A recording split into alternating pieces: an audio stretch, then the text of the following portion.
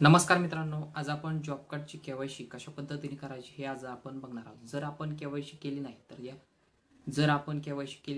तर याचे नुकसान काय होणार आहे. जर आपण केवायसी केली नाही, जे घरकुलचे हप्ते आहेत ते आपल्याला मिळणार नाही. जे घरकुलचे हप्ते आहे, आपण त्या मस्टरवर जे हप्ते टाकलेले आहेत मनरेगामधून, ते हप्ते आपल्याला त्या मस्टरवर मिळणार नाहीत. तसेच जे विहिरीचे हप्ते पडतात मनरेगामार्फत, जे विहिरीचे हप्ते पडतात, जॉब कार्डवर आपल्याला जे विहिरीचे हप्ते येतात ते हप्ते आपल्याला मिळणार नाही. त्यासाठी केवायसी करणं अतिशय गरजेचं आहे.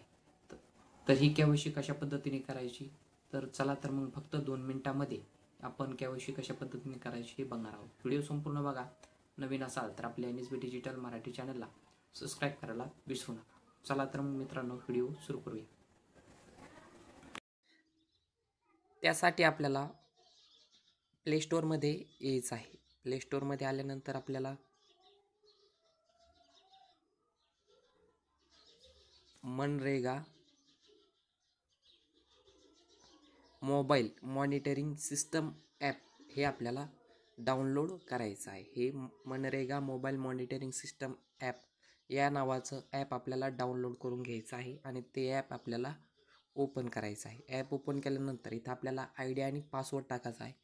हा ID पासवर्ड आपल्याला काही नवीन बनवता येत नाही. हा ID पासवर्ड फक्त जे तुमच्या गावातील रोजगार सेवक आहे त्यांच्याकडेच हा ID पासवर्ड असतो. त्यांच्याकडे जाऊन तुम्ही केवायसी करू शकता. नाहीतर त्यांच्याकडून तुम्ही हा ID पासवर्ड घ्यायचा आहे. ID पासवर्ड घेतल्यानंतर आपल्याला ID पासवर्ड इथं आपल्याला टाकायचा आहे आणि लॉग इन बटनावर क्लिक करायचं आहे. लॉग इन केल्यानंतर आपल्याला KYC वर्कर्स इथं आपल्याला क्लिक करायचं आहे. इथं केल्यानंतर आपल्या गावाचं नाव ॲटोमॅटिक आपल्याला इथं येईल.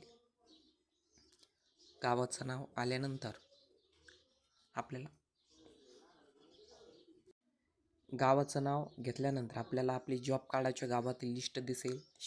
तर आपण आपलं जॉब कार्ड आहे ते जॉब कार्ड सिलेक्ट करायचं आहे. जे जॉब कार्ड आहे, आपलं जॉब कार्ड नंबर आहे, त्या नंबरवर आपल्याला सिलेक्ट करून घ्यायचं आहे. सिलेक्ट केल्यानंतर सर्च वर्कर्स या बटनावर आपल्याला क्लिक करायचं आहे.